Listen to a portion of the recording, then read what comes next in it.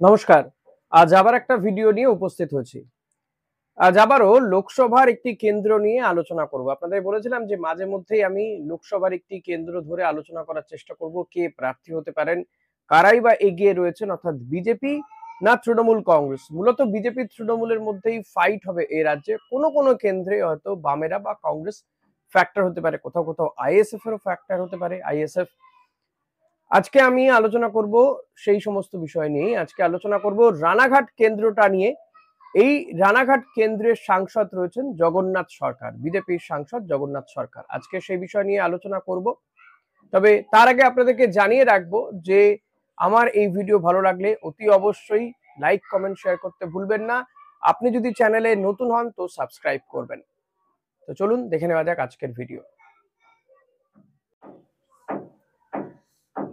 রানাঘাট কেন্দ্রের বর্তমানের সাংসদ জগন্নাথ সরকার। এই কয়েক মাস আগেই জগন্নাথ সরকারের সঙ্গে আমার কথা হয়েছিল এবং তিনি একটি কর্মী সভাতে ছিলেন।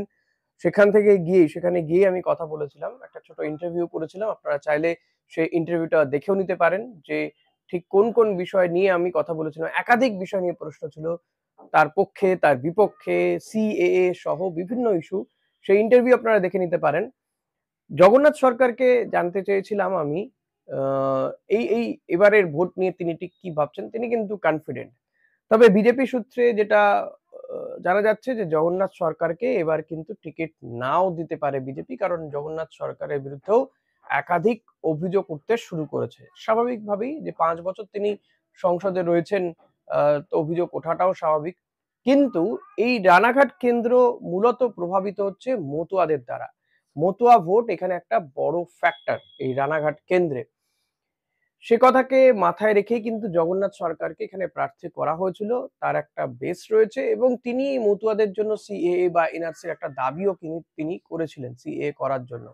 কিন্তু সেক্ষেত্রে কি হবে, এই যে মতুয়া দ্বারা প্রভাবিত এই রানাঘাট কিংবা বনগাঁ, এই কেন্দ্রগুলোতে মতুয়ারা কি আদৌ খুশিতে রয়েছেন? বিজেপির উপরে তারা কি সন্তুষ্ট?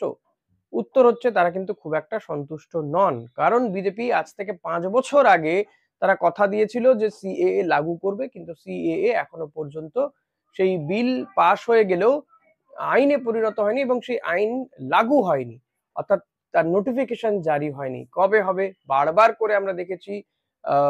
সাংসদ শান্তনু ঠাকুর তিনি বলেছেন যে এই ফেব্রুয়ারি মাসেই হয়ে যাবে, 7 দিনের মধ্যে হয়ে যাবে। তিনি বলেছেন যে না, আমি আসলে বলতে চেয়েছি ফেব্রুয়ারি মাসের মধ্যে হবে, কিন্তু ফেব্রুয়ারি মাসও শেষ হতে চললো।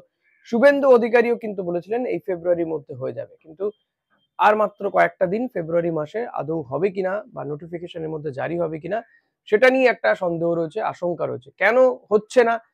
বিরোধী রাজনৈতিক দলগুলি বলে যে শাসক দল কেন্দ্রের বিজেপি তারা কিন্তু ভয় পাচ্ছে সিএএ লাগু করতে, কারণ আবারও একটা আন্দোলন হতে পারে, গোটা দেশ জুড়ে আন্দোলন ছড়িয়ে পড়তে পারে, তাতে চাপে পড়ে যেতে পারে বিজেপি। তাদের যে 400 আসনের যে স্বপ্ন এনডিএর, সেই স্বপ্ন সফল হবে না। তৃতীয়বার তারা ক্ষমতায় নাও আসতে পারে, এই একটা আশঙ্কা কিন্তু রয়েছে। অপরদিকে সিএএ যদি লাগু না হয় তাহলে কি হবে এই সমস্ত কেন্দ্রগুলো এই রানাঘাট কিংবা বনগাঁ সহ বিভিন্ন কেন্দ্রে ঠিক কি হতে চলেছে সেই নিয়েই আমি মূলত আলোচনা করার চেষ্টা করব আজকে। তার আগে আপনাদেরকে একটু দেখাই বা একটু বলি যে এই যে রানাঘাট কেন্দ্রটা, 7টি বিধানসভা রয়েছে। এই 7টি বিধানসভার 6টা বিধানসভাতেই কিন্তু বিজেপি এগিয়ে ছিল। ইনফ্যাক্ট আমরা যদি দেখি যে 2021-এ বিধানসভা নির্বাচন, তাতে কিন্তু 6টা বিধানসভাই কিন্তু বিজেপি জিতে গিয়েছিল এবং এই শান্তিপুর কেন্দ্র থেকে প্রার্থী করা হয়েছিল জগন্নাথ সরকারকেই। জগন্নাথ সরকারও কিন্তু জিতে গিয়েছিলেন।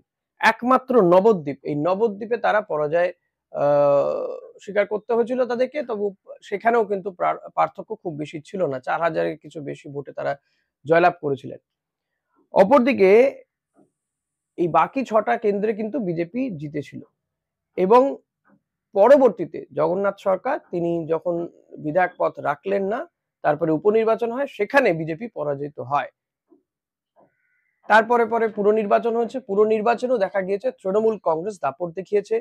পঞ্চায়েত নির্বাচন, পঞ্চায়েত এলাকাগুলোতেও সেখানেও কিন্তু এই রানাঘাট বনগাঁ সহ বিভিন্ন জায়গাতে তৃণমূলের একটা দাপট দেখা গিয়েছে। কিন্তু এই যে ধারাবাহিকভাবে, তাহলে কি মতুয়া ভোট বিজেপি থেকে লোকসভা পরে পরে বিজেপি থেকে তৃণমূলের দিকে চলে যাচ্ছে? উত্তর কিন্তু সেটাই, যে হ্যাঁ কিছুটা হলেও ভোট চলে যাচ্ছে। কারণ মতুয়ারা, তৃণমূল মনে করছে যে মতুয়ারা আর বিজেপির উপরে খুশি নয়, কারণ তারা যে প্রতিশ্রুতি দিয়েছিল টিল টুডে, আমি যখন এই ভিডিও করছি, প্রতিশ্রুতি কিন্তু তারা রাখতে পারেনি, অর্থাৎ সিএ লাগু হয়নি। খসড়া রেডি হয়ে গেছে বলছে, কিন্তু সেটা নোটিফিকেশন হয়নি। ফলত সিএ লাগু হয়নি, নাগরিকত্ব নিয়ে একটা প্রশ্ন, এবং এই রিসেন্টলি আধার কার্ড নিয়ে একটা যে আশঙ্কা দেখা গেল, বেশ কিছু আধার কার্ড বাতিল হয়ে গেল। ফলত একটা আশঙ্কার দোলাচল তৈরি হয়েছিল এবং দেখা গিয়েছিল যে মতুয়াদের মধ্যেই বেশিরভাগ আধার কার্ড বাতিল হয়ে যাচ্ছে। ফলত চাপের পর চাপ বাড়ছে তাদের। যদিও শান্তনু ঠাকুর তিনি দিল্লিতে বসে ক্ষমা চেয়ে নিয়েছিলেন এর জন্য, কিন্তু এই আধার কার্ড নিয়ে একাধিক বক্তব্য পাওয়া গিয়েছে বিজেপির মধ্যে। ফলত মতুয়ারা খুব একটা বিজেপির উপরে খুশি নয়। এখন ওভারকাম কি করে করবে তাহলে বিজেপি? ওভারকাম করার রাস্তা বিজেপির কাছে সিএএ। সিএএ যদি তারা লাগু করে দেয় তাহলে কিন্তু দেখা যেতে পারে, তাহলে হয়তো বিজেপির যে ভোট চলে যাচ্ছিল তৃণমূলের দিকে, কারণ মতুয়ারা একটা সময় তো তৃণমূলের পক্ষেই ছিল, তারা পরবর্তীতে চলে আসে বিজেপির দিকে। কারণ বীণা পানি দেবীর একটি চিঠি এনআরসি নিয়ে বা সিএ নিয়ে তিনি মমতা বন্দ্যোপাধ্যায়কে চিঠি পাঠান, যে যাতে তৃণমূল কংগ্রেস তাতে সমর্থন করে। সেই চিঠি নিয়ে একটা ধোঁয়াশা তৈরি হয় যে আদৌ সেটি মতুয়াদের বড়মা বীণা পানি দেবী দিয়েছিলেন কিনা। তারপরে জল অন্যদিকে গড়ায় এবং লোকসভা ভোটে শান্তনু ঠাকুর জয়লাভ করেন। মতুয়া ভোট তৃণমূলের দিকে থেকে সরে গিয়ে বিজেপির দিকে যায়, কারণ সেই সময় বীণা পানি দেবীর ওই চিঠিতে বলা হয়েছিল তাহলে মতুয়ারা আর তৃণমূল কংগ্রেসের সঙ্গে থাকবে না। কিন্তু দেখা যাচ্ছে যে এই লোকসভা ভোটের পরে পরে আবারও মতুয়াদের ভোট সেটা তৃণমূল কংগ্রেসের দিকে চলে যাচ্ছে। এটা অন্তত তৃণমূল কংগ্রেসেরও দাবি তাই, এবং সেটাকে আরো আরো দৃঢ় করার জন্য আমরা দেখলাম কি না, মমতা বন্দ্যোপাধ্যায় মমতাবালা ঠাকুরকে রাজ্যসভায় পাঠিয়ে দিলেন, সাংসদ করলেন, ফলত নিশ্চিত করার চেষ্টা করলেন, এবং মতুয়া ভোট যাতে হাতছাড়া না হয়ে যায়, মতুয়া ভোট যাতে আরো আরো তৃণমূল কংগ্রেসের দিকে আসে, সেই চেষ্টাই কিন্তু করা হয়েছে, এমনটা কিন্তু মনে করছে রাজনৈতিক মহল। আমারও সেটাই মনে হয় যে এইখানে কিন্তু এই একটা রাজনৈতিক প্যাঁচ রয়েছে, যে মতুয়া ভোট যাতে বিজেপির দিকে না চলে যায়, বা যেটুকু গিয়েছে সেটাও যাতে তৃণমূল কংগ্রেসের দিকে আসে। কারণ তৃণমূল কংগ্রেস মতুয়াদের নিয়ে ভাবছে, মমতা বালা ঠাকুরকে যে কারণে রাজ্যসভায় পাঠানো হয়েছে, তাদের উন্নতির চেষ্টা একমাত্র তৃণমূল কংগ্রেস করছে, এই বার্তা তারা বারবার করে দিতে চাইছেন। ফলত একদিকে মমতা বন্দ্যোপাধ্যায় রাজ্যসভায় পাঠিয়ে দিয়েছেন কাকে না, মমতা বালা ঠাকুরকে। ফলত তারা মনে করছে যে মতুয়া ভোট তাদের দিকে আসবে, এবং সেই লক্ষ্যেই তারা এই পদক্ষেপ করেছে। অপরদিকে কিছুটা আশঙ্কার মধ্যে রয়েছেন শান্তনু ঠাকুর বনগার এবং রানাঘাটের জগন্নাথ সরকার। কারণ আশঙ্কাটা কেন, এই যে সিএএ লাগু না হওয়া, যদিও জগন্নাথ সরকার তিনি বলছেন কিন্তু সিএএ লাগু হয়ে যাবে, বা বিজেপির পক্ষ থেকে নেতারাও কিন্তু তারা বলছেন সিএএ লাগু হয়ে যাবে। ফলত তারা একদিকে এই কারণে নিশ্চিত যে সিএএ লাগু হয়ে গেলে মতুয়া ভোট তাদের দিকেই থাকবে, জেতাটা খুব একটা ফ্যাক্টর হবে না।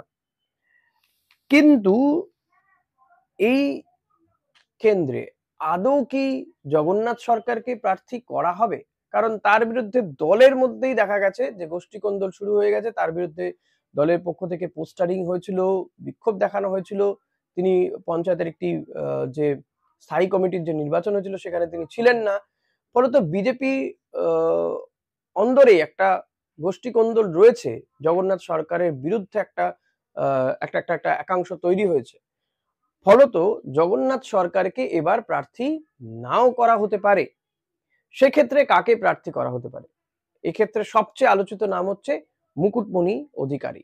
তিনি ইয়াং এবং একজন চিকিৎসক, ফলত তার একটা ভাবমূর্তি উজ্জ্বল রয়েছে এলাকায়।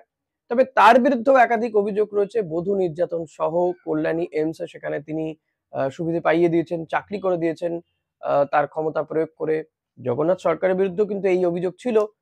ফলত সেই অভিযোগকে কতটা কাটিয়ে উঠতে পারবেন জগন্নাথ সরকার বা মুকুটমণি অধিকারী, যাকেই প্রার্থী করা হোক না কেন। তবে জগন্নাথ সরকার কিন্তু আশাবাদী।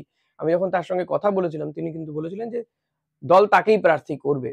তিনি বিপুল ভোটে জয়লাভ করেছিলেন 2019 সালে, 2.5 লক্ষ মতন ভোটে ব্যবধানে তিনি জয়লাভ করেছিলেন।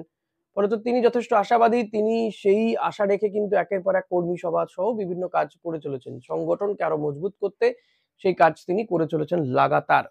জগন্নাথ সরকারের এটা একটা প্লাস পয়েন্ট যে তিনি কর্মীদের সঙ্গে থাকেন, বুস্ট আপ করার চেষ্টা করে যান।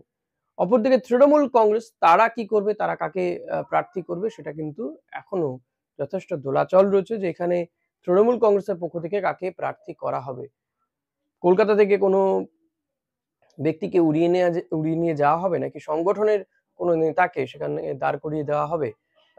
গতবার 2019 সালে সত্যজিৎ বিশ্বাসের ওয়াইফকে সেখানে প্রার্থী করা হয়েছিল, তিনি হেরে গিয়েছিলেন। যদিও এই কেন্দ্রটাও কিন্তু তৃণমূল কংগ্রেস একটা সময় জিতেছিল, কিন্তু জগন্নাথ সরকার সেখানে 2019 সালে বাজিমাত করেন। জগন্নাথ সরকারকে যদি না দাঁড় করানো হয় তাহলে কি মুকুটমণি অধিকারী, এবং যদি দাঁড় করানো হয় তাহলে তারা কি আদৌ জিতে আসতে পারবেন? কারণ এক্ষেত্রে কিন্তু সিএএ একটা বড় ইস্যু।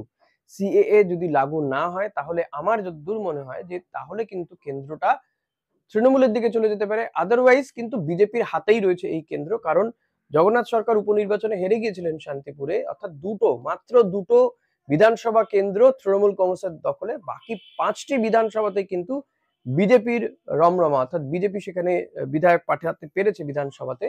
যদিও পুরো ভোটে কিছুটা তাদের শক্তি ক্ষয় হয়েছে, কিন্তু পুরো ভোট যেই অ্যাসপেক্টে হয়, লোকসভা নির্বাচন, সেখানে দেশের সরকার গঠনের নির্বাচন, ফলত আর এবার তো বিজেপি যতটা কনফিডেন্ট তারা 400 আসনের ক্ষেত্রে, সেটা নিয়ে তারাও চাইবেন সেখানকার মানুষজন যে তাদের কোনো একজন প্রতিনিধিকে পাঠাতে যারা সরকারে থাকবে।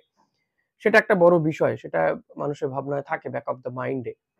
কিন্তু আদারওয়াইজ বিজেপির কিন্তু এখানে যথেষ্ট শক্তি রয়েছে এই রানাঘাট কেন্দ্রে। ফলত বিজেপির না জেতাটা একটা অ্যাক্সিডেন্ট হবে এই কেন্দ্রে।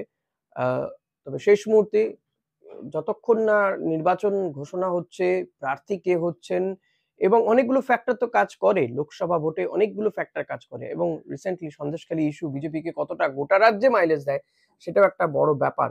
উম, সেই সমস্ত বিষয়গুলোর উপরে পরবর্তীতে দেখতে হবে। তবে আপনারা নিজেরা কি মনে করছেন যে এই কেন্দ্রে কে জয়লাভ করতে পারে? বিজেপি কি আদৌ জগন্নাথ সরকারকেই প্রার্থী করবেন নাকি মুকুটমণি অধিকারীকে?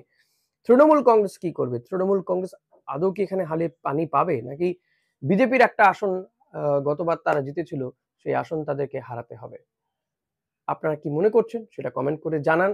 আমার এই বিশ্লেষণ ভালো লাগলে অতি অবশ্যই লাইক, কমেন্ট, শেয়ার করতে ভুলবেন না। ভালো না লাগলে সেটাও জানান।